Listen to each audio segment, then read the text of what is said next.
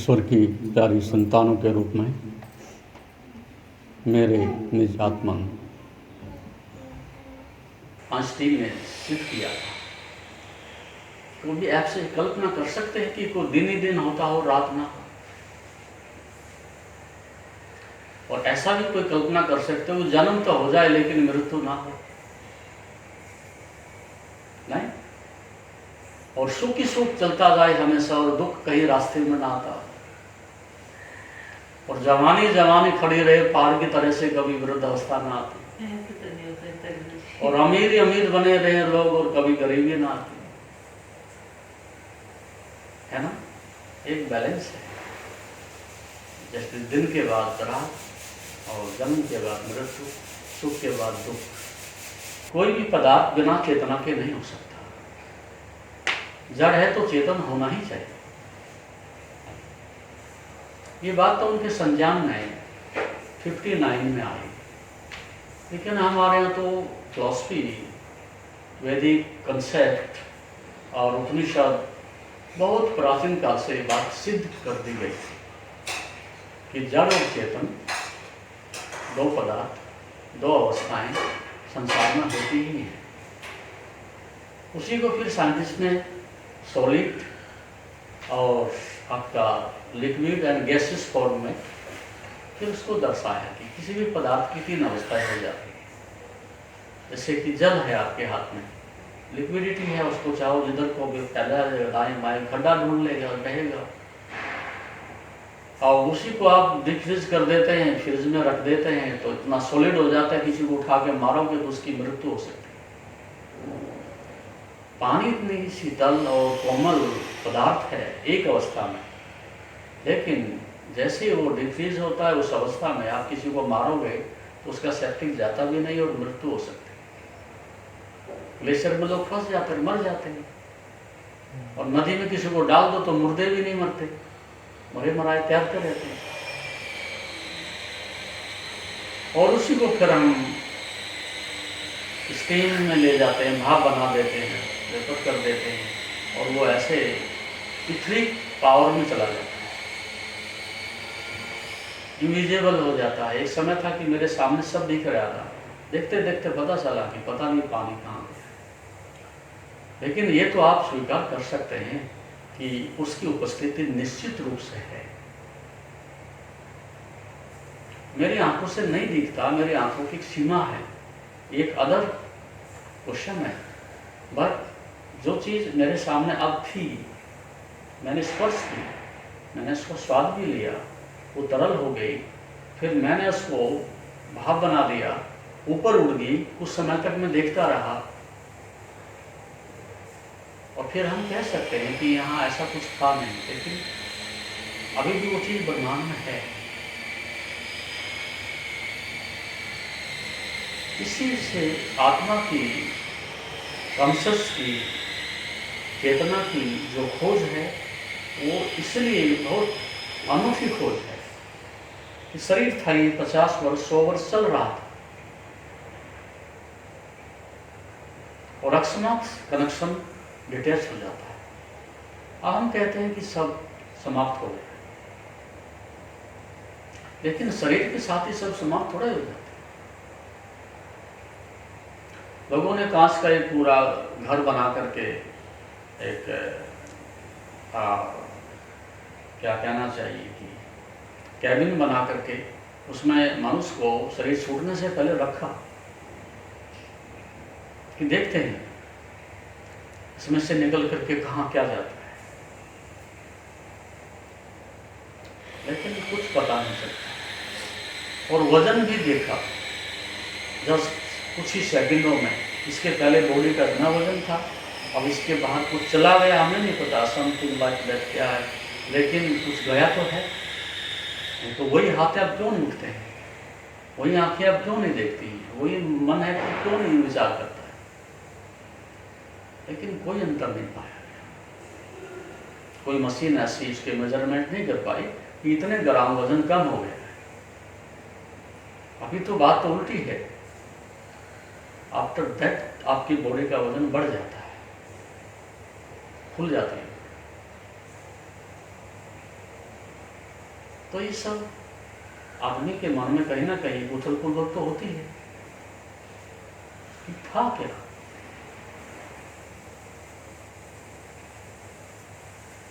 इसी पर लंबे समय से संसार में यह अनुसंधान हुआ कि उन चीजों को जाना जा सकता है। अब साइंटिस्ट यदि इलेक्ट्रॉन, प्रोटॉन, न्यूट्रॉन की खोज तक पहुंचा है, एक पदार्थ को तोड़ते तोड़ते तोड़ते तोड़ते वहां तक गया है, तो स्वाभाविक सी बात है कि एक आदमी जो बराबर अंदर रिसर्च कर रहा है, अनुसंधान कर रहा है और चीज़ों को देखता जा रहा है, देखता जा रहा है, एक अवस्था ऐसी निश्चित रूप से आनी चाहिए, आती भी है।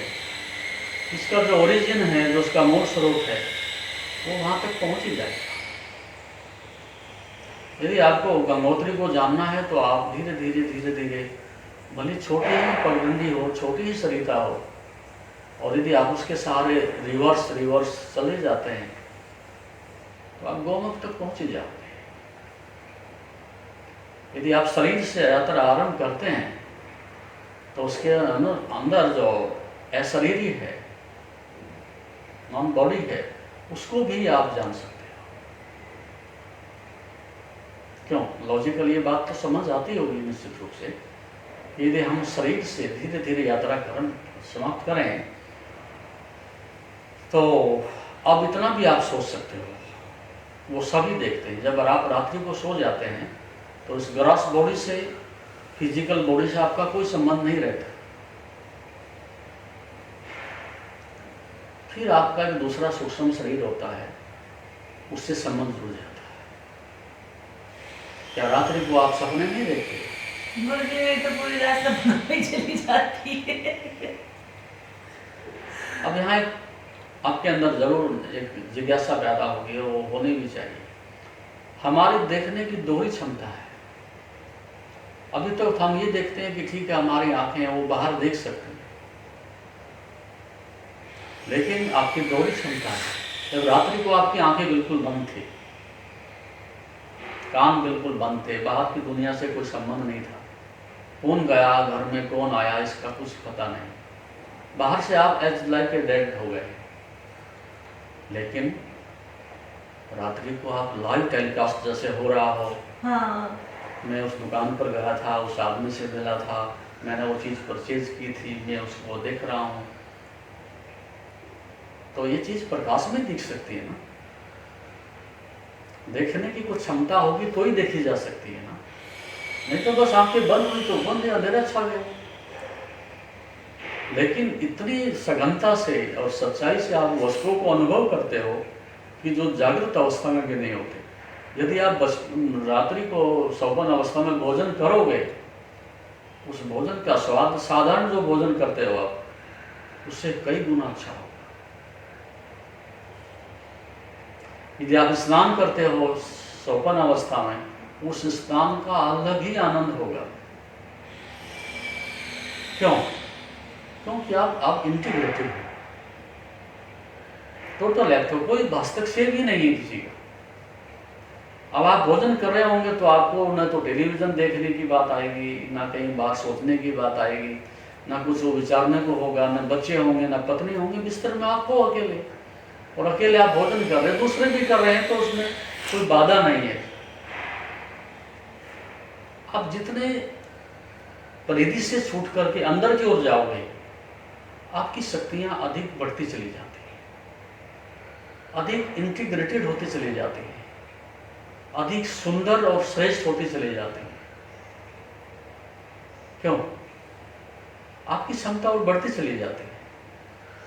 तो सौपन अवस्था में आप उन चीजों को बहुत सुंदरता से, उन्हीं रंगों को बहुत सुंदर ढंग से देखने की क्षमता अर्जित कर लेते हैं।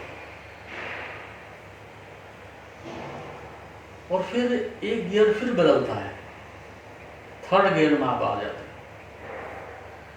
कब? अब सौपन भी नहीं,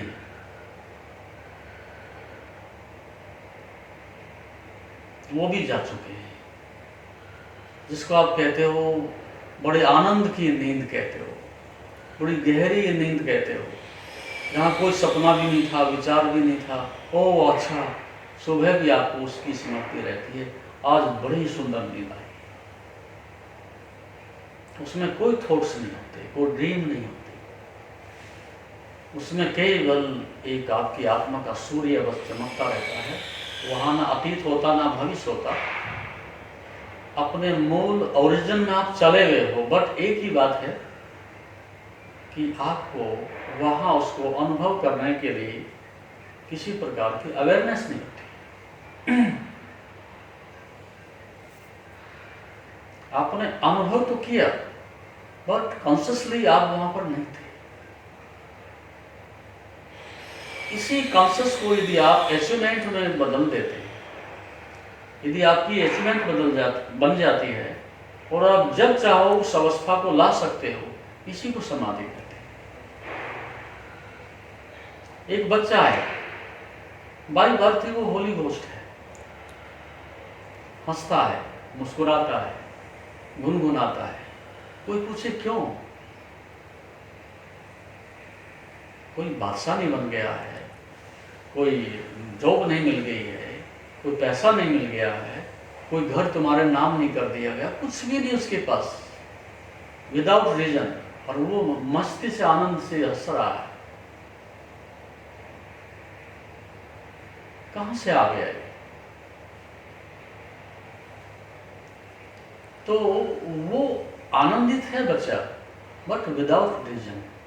वो नेचुरल है, जैसे सभी पक्षी हैं, जानवर हैं, वो मस्त है। सुबह जिस प्रकार से चहचहा करके घोंसले से बाहर निकले नाचते हुए, गाते हुए, रात्रि में कोई उनको जब लौटेंगे तो उसी उलग से, उसी शांति से वापस लौटे। तो किसी पक्षी को हार्ट अटैक होते देखा आपने? उनकी कोई हार्ट बीट बढ़ते हुए देखा हो, तनाव में ऐसे करके बैठ गया हो, आज भोजन नहीं मिलेगा इसकी चिंता कर रहा हो, कल हमारा क्या होगा घोंसले का इसकी चिंता कर रहा हो, मेरी माँ मर गई है मेरा क्या होगा इसकी चिंता कर रहा हो, मेरे पिता कहाँ हैं इसकी चिंता करता हो। No, evergreen, holy ghost. वो जैसे गीत सुबह गा रहा था, मैं देखता हूँ वहाँ घाटी में घूमने के लिए जाता हूँ, उन पक्षियों को देखता हूँ, जब वो सायंकाल को वापसी कर रहा होता है अपने घोंसले के लिए, उतना ही प्रफुल्लित है, उतना ही आनंदित है। और एक बच्चे को सुबह उठता है, तो आपने तो बच्चे देखे हैं आपने, उसे दिन में कितने भी ओप करने की कोशिश करो, वो ओप ही नहीं होता, सारे घर को सिर पर उठाए फिर आप थक जाते हो, पत्नी थक जाती है, पड़ोसी थक जाते हैं, उसे क्या हो गया, उसने ऐसा क्या खा लिया, एक लीटर दूध पी लिया बस, और वो इतना एनर्जिक है, पर्सनलाइज है कि भागा फिर रहा है, भागा फिर रहा है। क्यों? अब इसकी बाल्टी में कुछ छिद्र नहीं है, उसकी इंद्रियां, उसका मन सब सील्ड है, पैक्ट है। इसलिए वो उस मूल स्रोत से बराबर जुड़ा हुआ है। जितनी भी एनर्जी वो खर्च करे, समुद्र से बराबर उतनी उसको दे दी जाती है। और जैसे जैसे आप बड़े होते हो, अब नहीं तो सागर रहे, न सरिता रहे, छोटा सा तालाब बन गया अपने कारण से। वो पावर बहुत अब डिवाइड हो गई, अब इसकी जगह मैंने ले ली। अब मैं ऐसा करूँगा, अब ऐसा करूँगा, वैसा होगा, वैसा होगा, वैसा बनाऊँगा। अब नींद नहीं आती। वो पावर धीरे धीरे धीरे धीरे धीरे धीरे क्षीण होते होते फिर आदमी 10 कदम चलता है तो थकता है, 2 काम करता है तो सोचता है, क्योंकि ईंधन ही नहीं बचा है। वो सब हरी एंड वरी सब उसमें बह जाते हैं। लेकिन पक्षियों के पास उनकी आंखों में गहराई है, कभी गौर से देखना। बड़ी ताजगी है। लेकिन आदमी के पास, बच्चे के पास कभी देखोगे तो उसकी आंखों में बड़ी शांति है, बड़ी शीतलता, बड़ी गहराई है। लेकिन जैसे बड़ा होता है तो राक्षस की तरह से दिखने लगता है। अब आंखें भभकती हैं और उसमें एक वायलेंस ही बराबर दिखाई पड़ती है, अराजकता दिखाई पड़ती है, छीना झपटी, बेईमानी, सब झूठ दिखाई पड़ता है उसकी आंखों में। ये सब चीजें उसको फिर उस मूल स्रोत से, सौपन से और जागृत से और फिर बाहर ले आते हैं। अब उसके लिए बस परिधि रह गई है और केंद्र से उसका संबंध टूट गया है। फिर भी उसका आनंद तो लिया है केंद्र का, थॉट्सलेसनेस की अवस्था का, उस प्रगाढ़ नींद का। इसलिए बचपन से ले, बचपन जाने के बाद हर कोई ढूंढता है वो शांति कहाँ मिलेगी, वो दिन कब लौट करके आएंगे मेरे। उन दिनों में था भी कुछ नहीं। एक तरह से देखा जाए तो बड़ी भारी गुलामी थी बच्चे के लिए। मम्मी पापा पीछे लगे हुए, यहाँ नहीं बैठोगे, ये नहीं खाओगे, वहां नहीं जाओगे, ऐसे नहीं छुओगे। तो तभी बच्चा चाहता है कि जल्दी से मैं भी पापा की तरह से बड़ा हो जाऊं और मेरे हाथ में भी ये पावर आए, ये नहीं करोगे, वहां नहीं जाओगे, ये नहीं छुओगे। कंधे पर बैठ के बड़ा होकर दिखा भी देता है को मैं तुमसे बड़ा हो गया। बच्चों को बड़ी अंदर से ही पीड़ा होती है कि कब तक ये गुलाम, 24 घंटे हमें आदेश दिया जाता है, ये नहीं करोगे, ऐसा नहीं करोगे, मैं भी जल्दी बड़ा हो जाता हूँ, मेरे हाथ में भी पावर हो। बट उसमें कुछ रस रख लिया होता है, थॉट्सलेसनेस का, ईगोलेसनेस का, बॉडीलेसनेस का। कोई शरीर नहीं, कोई संसार नहीं, कोई विचार नहीं, उसमें काफी देर वो रहा है। यदि आप एक फूलों की घाटी से गुजर जाते हो, घाटी तो पीछे चली गई है, बट आपके कपड़ों में उसकी सुगंध रह जाती है। वो परागकण आपके कपड़ों के साथ कहीं ना कहीं अपनी सुगंध छोड़ देते हैं। और कोई व्यक्ति थोड़ा सा भी सेंस रखता है, आपके आसपास को निकलेगा तो कहेगा, ओ अच्छा, आपके कपड़ों से बड़ी सुगंध आ रही है, अच्छे सुंदर फूलों की सुगंध आ रही है। फूल जा चुके हैं लेकिन अपना एक प्रभाव छोड़ जाते हैं। तो जब भी आप किसी के पास बैठते हो तो वो आदमी आपके ऊपर एक प्रभाव छोड़ जाता है, या आप अपना प्रभाव, इम्पैक्ट उसके ऊपर छोड़ के जाते हो। ऐसा हो नहीं सकता कि आप अछूते रह जाओ। एक आदमी बहुत दुख से भरा हुआ था, वो तो चला गया, लेकिन दुख की एक हल्की सी रेखा, एक हल्की सी हवा आपके मन को, वस्त्रों को, शरीर को, सबको रंजित कर गई, पकड़ गई। बैठ कर के फिर आप सोचते रहेंगे, विचारते रहेंगे उन चीज़ों को, बार बार उसको रिसाइकल करते रहेंगे। एक होली घोस्ट, सुंदर, पवित्र और शांत व्यक्ति के पास आप बैठते हो, वो भी एक प्रकार का कंटेजियस है, संक्रामक है। आप कुछ समय के लिए as like a catalytic agent के रूप में आप भी रिचार्ज हो जाते हो। वाह, बड़ा मन शांत हुआ है, बड़ी शांति मिली है, तपन मिटी है, इसी को सत्संग कहते हैं। उतने समय के लिए व्यक्ति दुनिया से डिटैच हो जाता है और एक सुंदर फीलिंग बराबर उसको घेरे रहती है। बट ये बरोड़ी है, उसकी अपनी तो नहीं है, लेकिन जाने के बाद फिर वो धीरे धीरे धीरे धीरे समाप्त हो जाती है। उसकी मनुष्य को अवश्य पीड़ा होती है कि वो दिन यार बड़े अच्छे थे, उससे मिलकर के बड़ा अच्छा लगा था, उस स्थान पर या मंदिर पर जाकर के बड़ा अच्छा अनुभव था। फिर सोचता है एक बार फिर जाए। ये मन में इस प्रकार का एक आकर्षण पैदा हो जाता है। तो कहने का मेरा अर्थ है कि शरीर पर सब समाप्त नहीं हो जाता, इसके आगे भी जब सो जाते हो, बहुत कुछ देखते हो, वहां पर भी सब कुछ समाप्त नहीं हो जाता है, उसके पीछे भी एक दुनिया है। और फिर उसके पीछे भी एक दुनिया है। ऐसे लगभग 7 परतें हैं। कहते ना 7 तालों के भीतर जो है उसको बंद कर दिया गया है। उस देवता को, उस परमात्मा को, उस शक्ति को छुपाने के लिए 7 तालों के अंदर बंद कर दिया। वो 7 ताले थोड़े ही होते हैं, वो 7 चक्र होते हैं। उन 7 चक्रों के द्वारा वो चीज़ें धीरे धीरे स्टेप बाय स्टेप आगे की ओर बढ़ती है। तो वो चीज़ें इस प्रकार से होती हैं। इसलिए हम कहते हैं बाहर की दुनिया में आपने सब देख लिया है। मैटर क्या है, शरीर क्या है,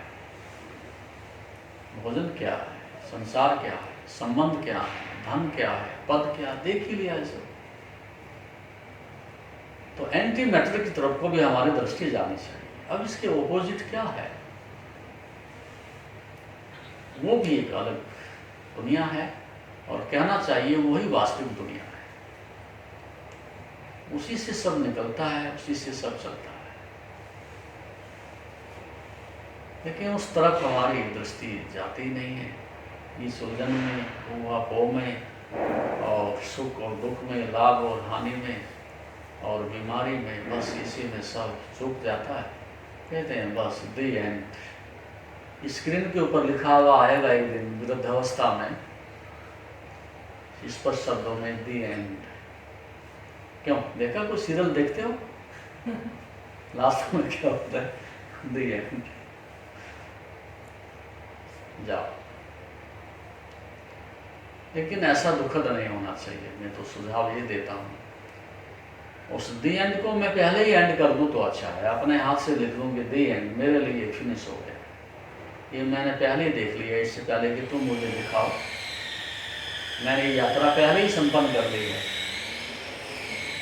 तो वही अच्छा है। ऐसे लोगों को हम कहते हैं कि वो दुनिया में फिर कभी मरते नहीं।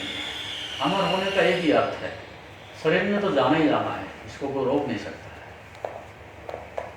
यदि आप जंगल से यात्रा कर रहे हो और अकस्मात कोई डाकू आ जाते हैं और उठा करके रिवाल्वर आपके सीने के सामने खड़ा करके कहते हैं कि 2 में से एक बात छांट लीजिएगा,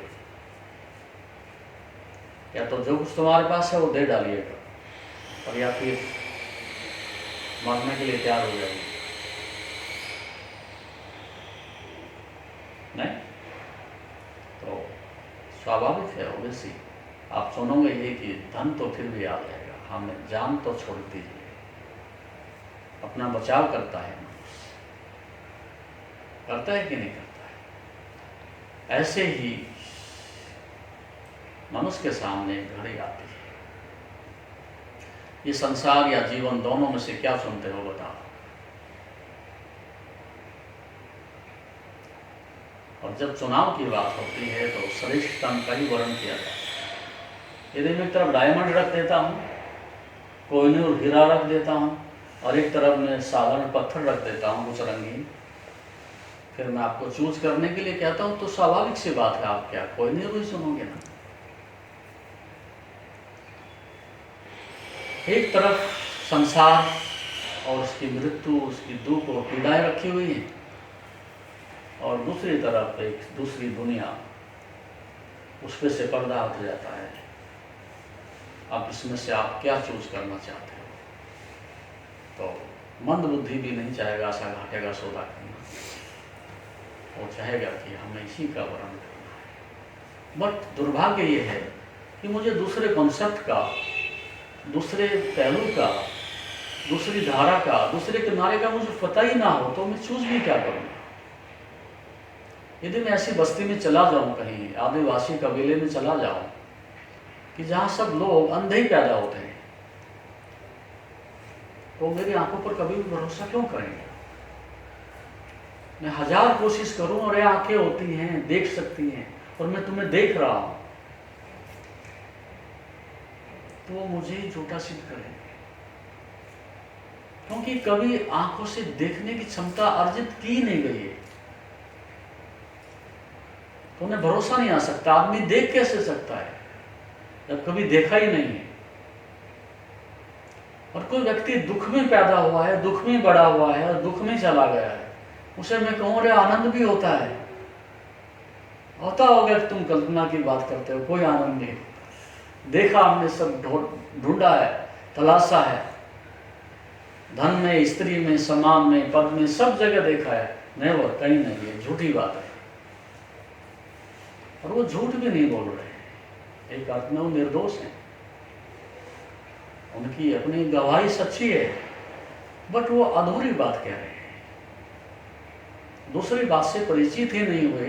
तो उसको हमें एक ही हमारे लिए औचित्य बचता है, उपाय बचता है कि इनकार कर दें। सपोज आपके बच्चे हैं, रात को आपने उनको उठा करके कभी दूध पिलाया हो, रात को जल्दी सो गए हैं और आपने दूध नहीं पिलाया, तो उनको रात को उठा के कई बार बच्चे को माँ दूध पिला देती। सुबह माँ कहती है बेटे सुबह रात को आपने दूध पिया था, वो कहता नहीं नहीं, कौन कहता है। उसके होठ भी दिखा दे, चिपक रहे हैं, बोतल भी दिखा दे, सब कहे, लेकिन उसने दूध तो पिया है, बट वो वहां नहीं था। ये सब सौपन अवस्था में जैसे घटित हो गया है, ऐसे घटित हुआ है। तो ऐसी मनुष्य की दयनीय स्थिति है। कभी कभी अमृत बरसता है, लेकिन वो सौपन अवस्था में ही बरसता है। कभी कभी कुछ क्षण आते हैं रात्रि को ऐसे, जहाँ आदमी बिल्कुल दुनिया से बेखबर हो जाता है। तभी तो व्यक्ति का सौपन अवस्था में या सोने के लिए इतना आकर्षण है। यदि एक सप्ताह के लिए आपको सोने से वंचित कर दिया जाए तो आदमी पागल हो जाएगा, क्योंकि उसमें रिलैक्सेशन मिलता है, उसमें व्यक्ति तनाव से, दुख से, पीड़ा से कुछ समय के लिए मुक्त हो जाता है, और प्रकृति तुम्हें पुनः रिचार्ज करके भेजती है। अब तो सजा भी इसी ढंग की बनाई जा रही है। किसी आदमी को मारने से क्या लाभ, शूट आउट कर दिया के बाद चला गया, लेकिन मजा तो तब है ना कि आदमी पच पच के मरे, तो उसको सोने नहीं दिया जाता। महीना 2 महीना ऐसी कुछ व्यवस्था कर दी है, सोट लगा देंगे, पानी छिड़क देंगे, बर्फ में रख देंगे, कांटों के ऊपर लिटा देंगे, कुछ ना कुछ ऐसी अनहैपनिंग जो कुछ ना कुछ करेंगे कि नींद ना आए उसको। और आप सोच सकते हो 24 घंटे नींद ना आ सके, किसी कारण से जगना पड़ जाए। अब एक्सीडेंट होते हैं इतने सारे, लगभग 4 बजे के आसपास सब एक्सीडेंट होते हैं। होता क्या है कि ड्राइवर की कई दिनों की जो नींद होती है वो सब दबी हुई होती है, और 4 बजे सोपान इतने शिखर पर होते हैं, इतने शिखर पर होते हैं, वो किसी न किसी रूप में प्रकट होना चाहते हैं। तो ड्राइवर जब रोड पर होता है, उसके अंदर से अब सोपन तो अपनी दुनिया से चलते हैं, सोपन का समय अलग है, उसकी अवस्था अलग है, उसके परिणाम अलग हैं। तो सोपन अवस्था में जैसे वो जा रहा है सड़क से, तो उसका अपना सोपन है, वो देखता है सड़क बिल्कुल खाली है, कोई व्हीकल नहीं है, यद्यपि सामने से ट्रक आ रहा है। लेकिन जब मैं सोपन अवस्था में हूँगा तो मैं दूसरे को नहीं देख सकता, और गाड़ी भिड़ जाती है, कहते हद होगी, इतना बड़ा ट्रक भी इसको नहीं दिखाई दे, या फिर उसको एक ट्रक के 2 ट्रक दिखाई पड़ते हैं, और फिर बचाव करने के लिए गाड़ी एकदम से कट करता है तो जाकर किसी पेड़ से टकरा जाता है। तो सोपन अवस्था में वो चीजें इतनी प्रबल हो जाती है कि आदमी को जो है वो नहीं दिखाई पड़ता, जो आप देखना चाहते हो वो दिखाई देता है। और अभी भी ऐसा होता है, जो मैं कह रहा हूं उसको आप नहीं सुन रहे हो, आप जो सुनना चाहते हो वो सुन लेते हो। यदि मैं जाने के बाद कहूं कि जो मैंने कहा इसको प्लीज आप एक बार लिख दीजिएगा, इसका मुश्किल से 10% आप हिस्सा लिख सकते हो, 90% लिखोगे वो आपका होगा। इसलिए आप गीता पढ़ें, उपनिषद पढ़ें, दर्शन पढ़ें, किसी को भी पढ़ें, वो पढ़ा हुआ आपका अपना मन का एक इमेजिनेशन बन जाएगा, एक कल्पना बन जाएगी, आपके थॉट्स बन जाएंगे। दूसरे का अनुभव आपका अनुभव नहीं बन सकता। तो इस प्रकार से मैटर एंड एंटी मैटर, ये बड़ी विलक्षण और अनूठी खोज है। जैसे हम बाहर की दुनिया को सर्च करते हैं, रिसर्च करते हैं, देखते हैं, अनुभव करते हैं, अंदर भी तो कोई दुनिया होनी चाहिए, उसे भी हमें जानना चाहिए। आंख बंद करने के बाद क्या है, आंख को कौन देख रहा है, कान से कौन सुन रहा है, ये दिल कैसे धड़क रहा है, जीवन कैसे चल रहा है, ये मेमोरी, ये ब्रेन इतनी दुनिया की नॉलेज कैसे कलेक्ट करता है। आप अच्छी प्रकार से जानते होंगे पूरे ब्रह्मांड की जितनी नॉलेज है एक आदमी के मस्तिष्क में, इतने इलेक्ट्रॉन्स हैं, उसमें वो सारा डाटा डाला जा सकता है। मुश्किल से आप 2%, 3% ही ब्रेन का यूज करते हो, बट सारे इलेक्ट्रॉन्स जितने भी हैं वो सारे ऐसे ही पड़े रहते हैं। आइंस्टीन जैसा आदमी ज़्यादा से ज़्यादा 10-15% यूज करता है। तो अथाह भंडार है, इसका कुछ पता है, लेकिन वो चीज़ें क्या जानने के योग नहीं है। निश्चित रूप से एक रोटी आपने उठा करके और पेट में डाल दी और 5-6 घंटे के बाद पता चलता है उसमें से अब खून बन रहा है। एक मिक्सी में डाल दो, आप रोटी ले जा करके पानी मिक्स करके रखी रहेगी, सड़ जाएगी, क्या खून बनेगा? और साइंटिस्ट इतनी बड़ी खोज करने के बाद भी आज भी हमें ब्लड बैंक बना करके रखने पड़ते हैं, उधार खून मांगना पड़ता है। जब तुम्हें पता है एचबी का फॉर्मूला क्या है, कि तुमने पता कर ही लिया कि खून में कैल्शियम, मैग्नीशियम, पोटेशियम जो भी कुछ है, एटलीस्ट सब पता है उनको केमिस्ट्री का, ये सब मिला के बना दो, क्या बात है। शायद आपको पता होगा H2 का फॉर्मूला तो बहुत पहले खोज लिया गया है, लेकिन केमिस्ट्री लैब में आज तक पानी नहीं बना, पानी नहीं बना आज तक। अन्यथा पानी का अपना संकट है दुनिया के सामने, विशेषकर अरबियन कंट्रीज के सामने। पता नहीं कहां से पानी ढो करके लाते हैं, और फॉर्मूला मेरे हाथ में है, हाइड्रोजन के 2 मॉलिक्यूल्स, ऑक्सीजन का 1 मॉलिक्यूल्स मिलाओ और पानी बनता है, बना लो। उसे भी कैटालिटिक एजेंट चाहिए। ऊपर बिजली कड़कती है, मॉलिक्यूल्स टूटते हैं और उसमें वो कुछ चीज़ें हैं रहस्यात्मक ढंग से उस लेवल पर जाकर के फिर वो पानी बनता है। ऐसा एक्सप्लोजन इतने हाई इलेक्ट्रिक पावर पर आप लैब में करोगे, वो बनाने वाला ही मर जाएगा, पानी तो नहीं बनेगा। और पेट में रोटी जाती तो खून बनता है, बनता है कि नहीं बनता है? तो क्या छोटी बात है? एक साइंटिस्ट से बहुत आगे की बात है जो अंदर घटित हो रहा है, उसे तो कुछ भी नहीं पता। इस शरीर के विषय में भी 5% नॉलेज मुश्किल से रखता है साइंटिस्ट, मेडिकल साइंस, बहुत रहस्य है। लेकिन अपने पास रहते हुए, इस शरीर में रहते हुए, इतनी बड़ी लैब में रहते हुए, I don't know about this, फिर भी मैं बस भागा जा रहा हूँ, देखे जा रहा हूँ। ये जिज्ञासा क्या उठती नहीं है अंदर से कि इतना बड़ा चमत्कार, इतनी बड़ी व्यवस्था के साथ में जी रहा हूँ, रात को एज लाइक डेड हो जाता हूँ 6 घंटे के लिए, 8 घंटे के लिए, कुछ नहीं पता होता, मर ही गए 6 घंटे। सुबह बिस्तर से फिर निकल ही आता है आदमी, कौन था, चला गया, फिर आ गया। तो इसलिए मैं कहता हूँ कि सौभाग्यशाली है वो, और परमात्मा सबको इसलिए पैदा करता है कि कुछ जान के आओ, जिस घर में रह रहे हो उस घर के विषय में कुछ अनुभव करके आओ। मैंने वैसे तो मैं नहीं भेज दिया संसार में कि जाकर के वहाँ कुछ पहाड़ देख लेना, कुछ पत्थर देख लेना, कुछ पौधे देख लेना, कुछ जानवर, बुरा नहीं देखना, लेकिन इस बात के लिए तुम्हें भेजा गया है कि तुम एक रहस्य लेकर जा रहे हो मेरे पास से, उसे जान के आना। तुम कहाँ रहते हो, तुम्हारा असली घर कहाँ है, कहाँ है तुम्हारा पावर हाउस जिससे तुम इतनी एनर्जी रिजनरेट करते हो।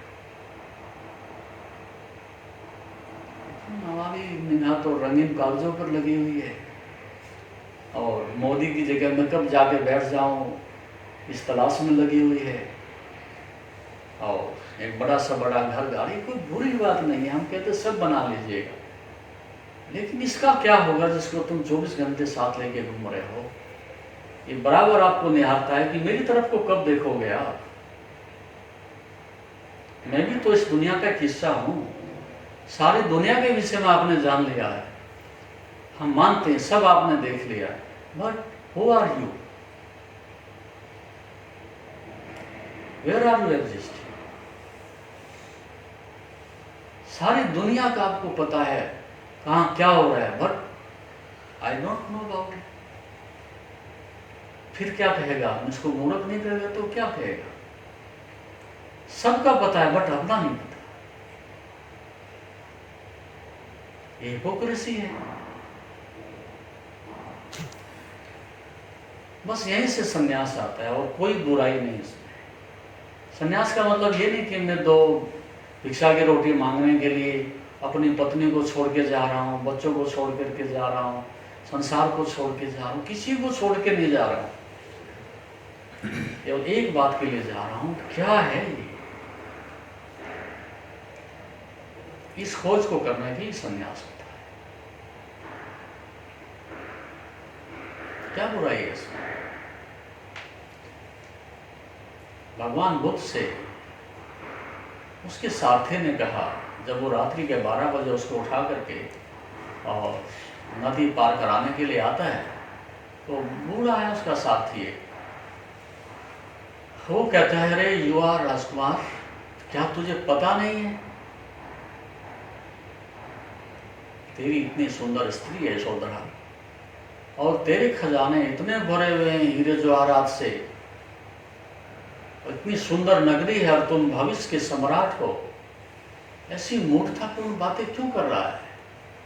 ये केस सुंदर काट करके मेरे हाथ में दे रहा है, ये पोशाक रेशमी और हीरे जवाहर से सज्जित मुझे पकड़ा के जा रहा है, और जंगल में एक भिक्षा पात्र लेकर के जाने के लिए तैयार बैठा है। क्या तेरी बुद्धि खराब हो गई, तुझे ये इतना बड़ा साम्राज्य नहीं दिख रहा है। बुद्ध ने कहा, तुम केवल वहां बैठे हो जहां चौकीदार बैठा हुआ था, क्या पता चौकीदार को महल में क्या होता है, कुछ आने जाने वाले लोगों की एंट्री करता है, बस उनके पते लिखता है। लेकिन जिस महल की तुम बात करते हो, मैंने देखा उसमें आग लगी हुई है और बहुत सारे लोग जल के चले गए हैं, और उस क्यों में मैं भी खड़ा हुआ हूं, ज्यादा देर नहीं मैं भी जलूंगा।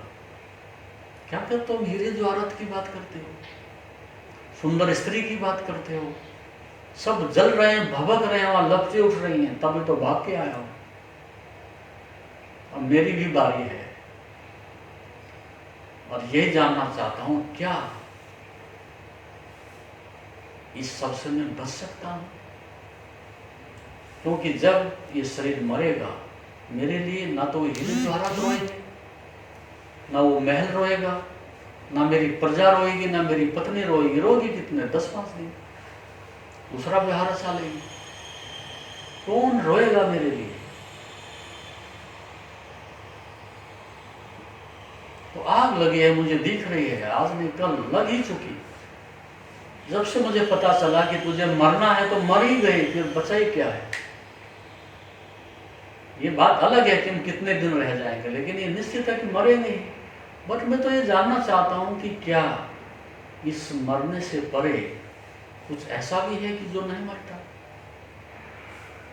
इस शरीर के जलने से परे कुछ क्या ऐसा भी है कि जिसको नहीं जलाया जा सकता। कुछ है कि बचेगा कि नहीं बचेगा, या शरीर के साथ ही सब सुहा हो जाएगा। ये जानने का तो हक है मुझे।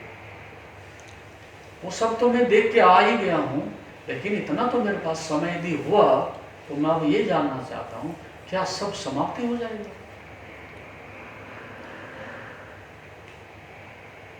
तो संन्यास का अर्थ कुछ भी नहीं था, ना वो भगोड़ा है, ना दुनिया से नफरत करता है, ना कहीं भाग के चला गया। केवल उसके मन में एक बात उठ गई है कि क्या है ये रहस्य, क्या छिपा है सत्य इसके अंदर। इससे पहले कि मृत्यु आए इसको जान लेना चाहिए और फिर हम आराम से चले जाए, कोई पीड़ा नहीं। लेकिन एक बादशाह मरे, अमीर आदमी मरे, IAS PCS डॉक्टर कोई भी मरे, एक बात आप देखते भी होंगे, देखे होंगे भी निश्चित रूप से, कोई आदमी शांति से स्वीकृति से नहीं जाता। जे 100 वर्ष का हो गया वो हाहाकार ही करता हुआ जाता है, बचाओ और थोड़ा और रहना चाहता हूं, रखो। लेकिन कौन रख सकता है? मनुष्य यहाँ पर के बिल्कुल पंगु है, असहाय है और कमजोर है, किसी को एक सेकंड भी नहीं रख सकते। कितनी बड़ी सत्ता, कितना बड़ा धन पावर हो, जब पीठ फिरती है तो बस आप देखते रह जाओगे, अब हम कुछ नहीं कर सकते। मेरा पिता था, बस इतनी सी बात है। लेकिन पिता था तो रोको आप। यदि चीज मेरी थी और मेरी है तो मुझे अधिकार होना चाहिए, मैं रोक सकता हूं, ठहर जाओ, क्योंकि तुम मेरे हो। लेकिन यहाँ मेरी जैसी कोई चीज है नहीं। आप ही मेरे नहीं, अपने नहीं हो तो दूसरा कैसे हो सकता है? तो जब यमराज दस्तक देता, कहता उठो यहां से अब, फिर ये नहीं कहता पोस्टपोन करो उसको, मेरे बहुत सारे अधूरे काम रह रहे हैं अभी, मैंने बगीचा लगाना था, मैंने भवन बनाना था और मैंने ये काम करने थे। वो कहते हटाओ, बहुत दिन हो गए, जब भी मैं आता हूं तो हमेशा यही बहानेबाजी करते हो। हजारों जन्मों से जब भी मैं आया तुमने कभी कहा कि मेरी सब योजनाएं पूरी होगी और आराम से चलो? हमेशा तुम यही बहानेबाजी करते हो। अभी तो बहुत सारे काम साज-बाज बैठाया ही था मैंने और तुम फिर आ गए बीच में। वो ययाति की कहानी आती है इतिहास में, वो 1000 साल तक जिया। 100 वर्ष के बाद जब यमराज आया, उसने कहा महाराज बहुत दिन हो गए राज करते हुए, अब तुम चलो। उसने कहा नहीं, अभी तो देखिएगा, मैंने नई नई शादियां रचाई हैं, नए नए राज्यों पर मैंने कब्जा किया है और नई नई मैंने सेना तैयार की है, अभी तो कुछ हुआ ही नहीं है, थोड़ी एक्सटेंशन चाहिए। उसने कहा चलो ऐसी बात है तो तुम अपने बदले में अपने किसी बेटे की आहुति दे दो। हजारों बेटे थे उसकी, ऐसा एक बेटे की आहुति देता गया, वो बेटे तैयार होते चले गए। लेकिन जब 1000 वर्ष के होने को थे तब संकट खड़ा हुआ। उनके बेटों ने कहा तुम्हें इतने दिन हो गया बैठे हुए, हमें राज नहीं करने देगा, तुम ही हमेशा बने रहोगे, क्या तुम जाना नहीं चाहते? हम नहीं देंगे आयु तुम्हें।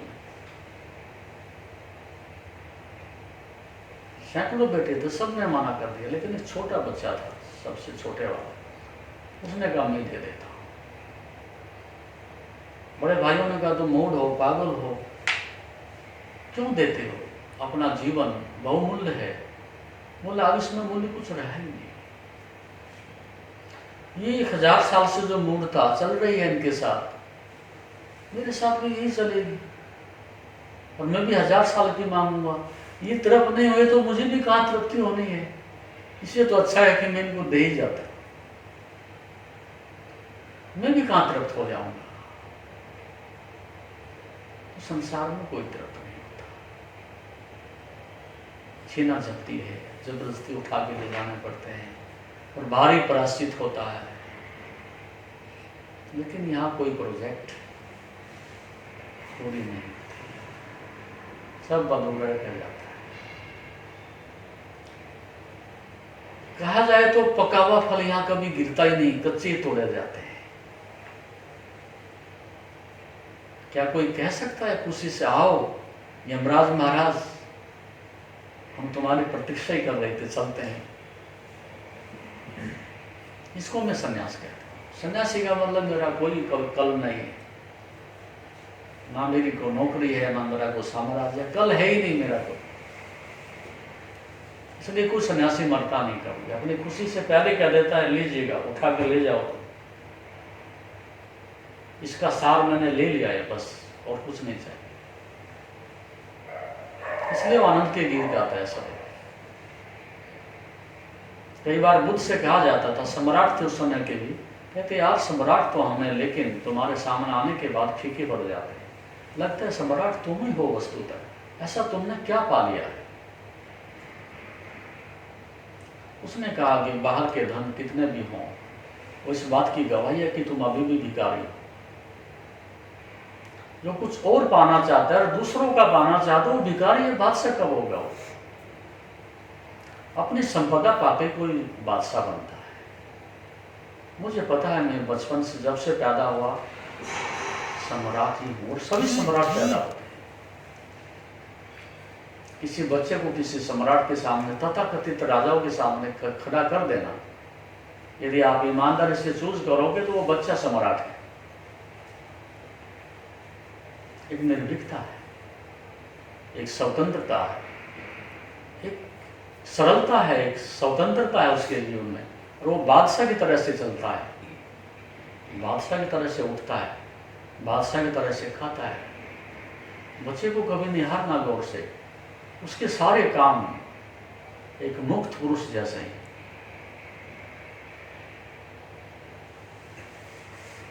लेकिन हम उस द्वार पर कभी दस्तक ही नहीं देते। क्यों? पता है मुझे ये संसार छिन जाएगा, मेरा क्या होगा, ये सब फिर मेरे हाथ नहीं आएगा। हाथ में तुम्हारे है ही कब? कुछ भी नहीं है, खाली ही बिल्कुल आप। सपने में सपना देख ले आदमी, बात अलग है, लेकिन हाथों में है क्या? जब ये जीवन तक मेरा नहीं है तो बाकी चीजों को मैं कितने देर तक पकड़ के रख सकता हूं? लेकिन है संसार, और बहुत सुंदर है। वो संसार तब दिखाई पड़ता है जब मेरी इच्छाओं का, कल्पनाओं का, लोभ और स्वार्थ का संसार समाप्त हो जाता है। तब एक नया संसार, उसकी वेबसाइट खुलती है, वो परमात्मा का बनाया हुआ संसार है। दो तरह के संसार है, एक जो आपने बनाया है, एक जो प्रभु ने नेचुरल बना करके रखा हुआ है।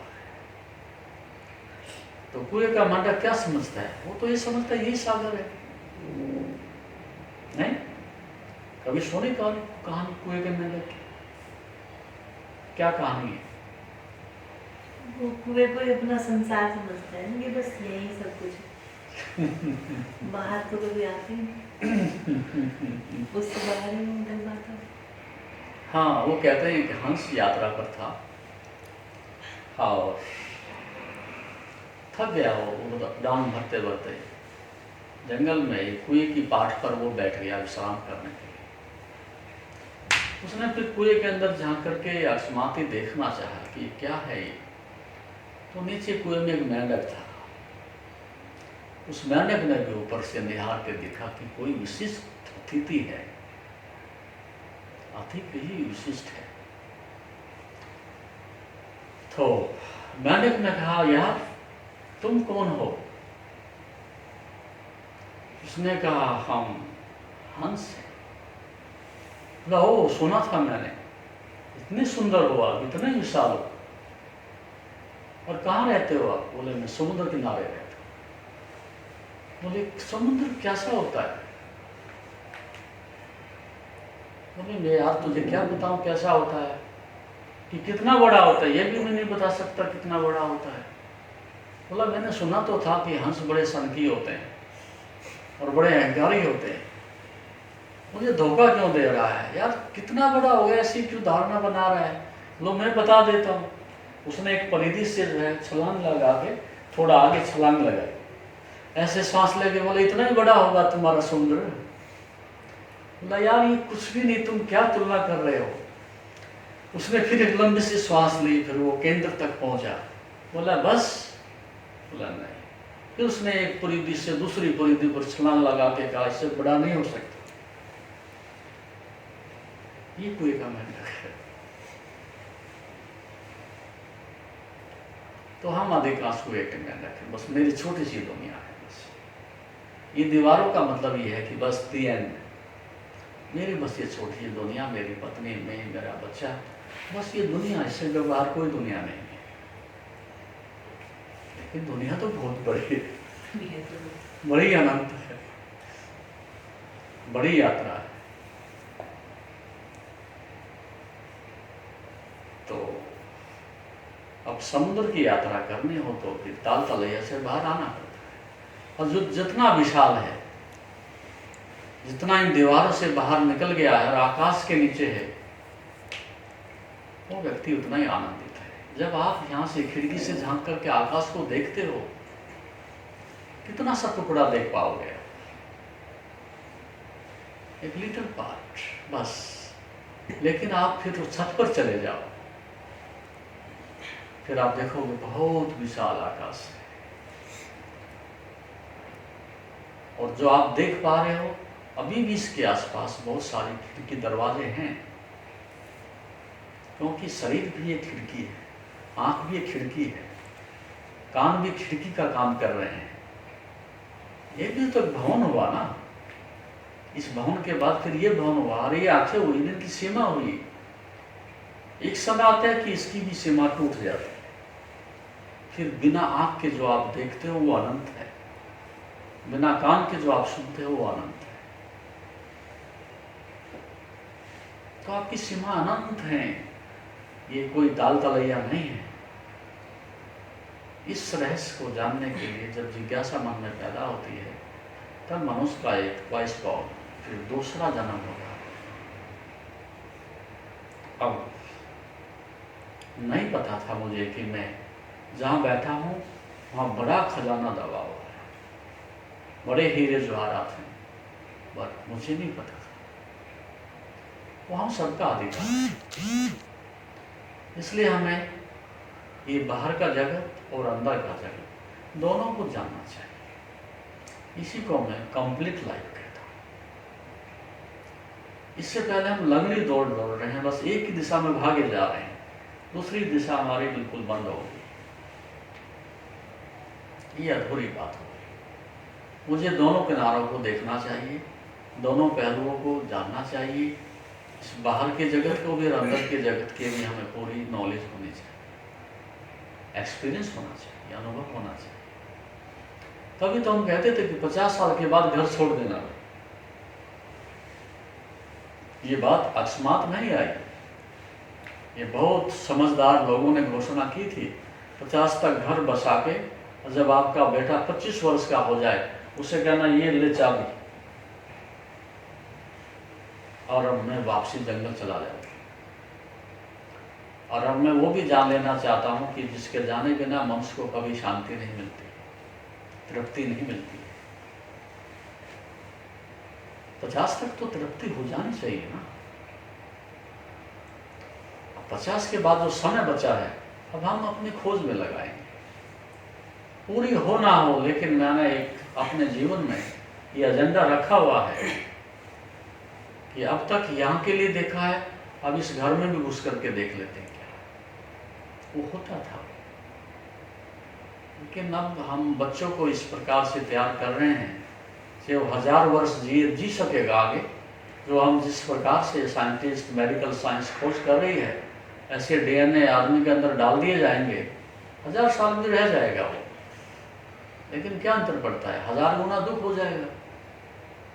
100 वर्ष में जितने दुख हैं, 1000 साल में कितने गुने हो जाएंगे, है तो दुखी। तो आयु का विस्तार होगा, ये तो बात ठीक है, लेकिन ये बात नहीं वो समझ आ रही है कि हम दुख का विस्तार कर रहे हैं।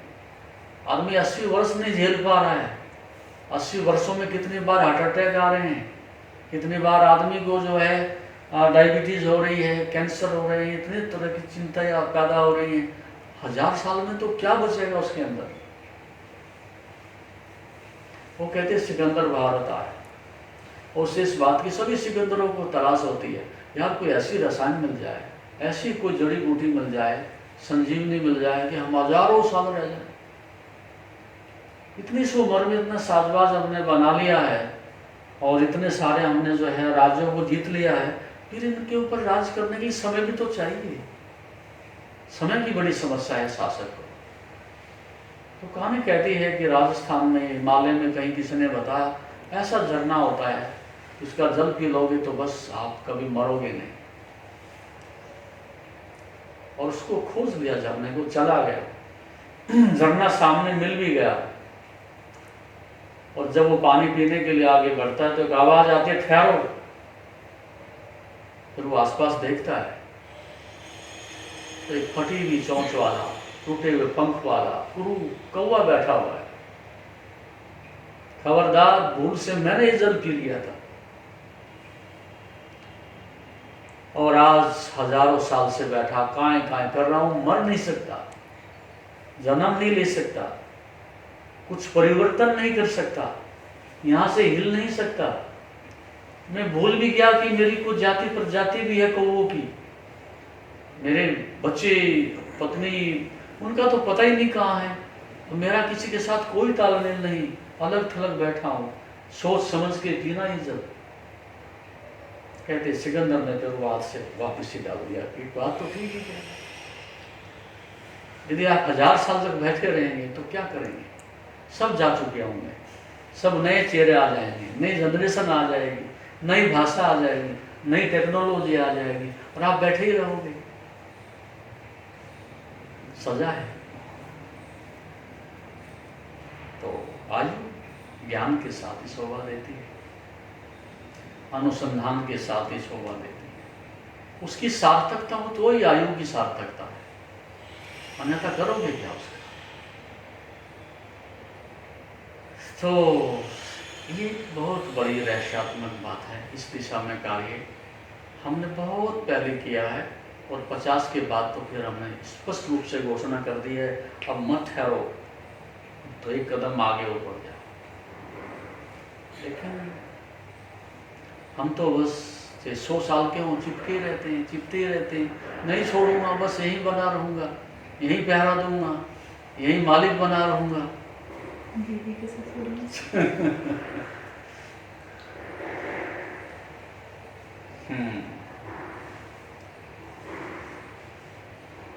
इसलिए मैंने एक आइडियोलॉजी दी है, विचार कर सकते हो, दी है। यहाँ नहीं ऐसे आता है, और भी कुछ है जानने को। उस दिशा में हमें काम करना चाहिए, अच्छी बात है। ना किसी से नफरत करनी है, ना किसी को छोड़ के हम जा रहे हैं, ना किसी से झगड़ा कर रहे हैं, है भी नहीं कुछ छोड़ के किसका जाओ। लेकिन एक दृष्टिकोण को दूसरी दिशा में लगाने के लिए हमारे पास एक योजना होनी चाहिए। देखिए तो सही क्या है। और आप एक बात मजे की देखो, थोड़ी देर के लिए आप आंख बंद करके वैसे भी बैठ जाओ, कितनी शांति मिलती है। कुछ भी नहीं जानते आप, कोई खोज भी नहीं हो रही है, ओनली बस आप विदाउट रीजन आप आंख बंद करके चुपचाप बैठ भी जाओ एक कोने में, मेरे को बड़ी शांति मिलती है, बड़ा अच्छा लगता है। तो इतनी बिना कुछ किए मात्र बैठने से ही इतना कुछ रस मिलने लगता है, तो ये दिशा निश्चित रूप से कहीं आगे ले जाती है, ले जाती है। जैसा कि आप जानते हैं, शरीर को स्वस्थ और मन को शांत बनाने के लिए योग ही एकमात्र साधन है। जीवन को योगमय बनाने के लिए व योग दर्शन के मर्म को आत्मसात करने हेतु गुरुदेव के आशीर्वचनों को श्रवण करें। उनके द्वारा दिया गया मार्गदर्शन आपके जीवन में सकारात्मक बदलाव लाएगा। अगर आप पतंजलि योग दर्शन सीखना चाहते हैं और इस प्राचीन ज्ञान को अपने जीवन में शामिल करना चाहते हैं तो हमसे संपर्क करें। हमारे योग सत्र न केवल आपके शरीर को स्वस्थ बनाएंगे बल्कि आपके मन और आत्मा को भी संतुलित करेंगे। अधिक जानकारी के लिए हमें नीचे दिए गए विवरणों पर संपर्क करें। हमारे साथ इस योग यात्रा की शुरुआत करें और अपने जीवन को शांति और सकारात्मक ऊर्जा से भरें। धन्यवाद। आपका दिन शुभ हो। ओम नमस्ते।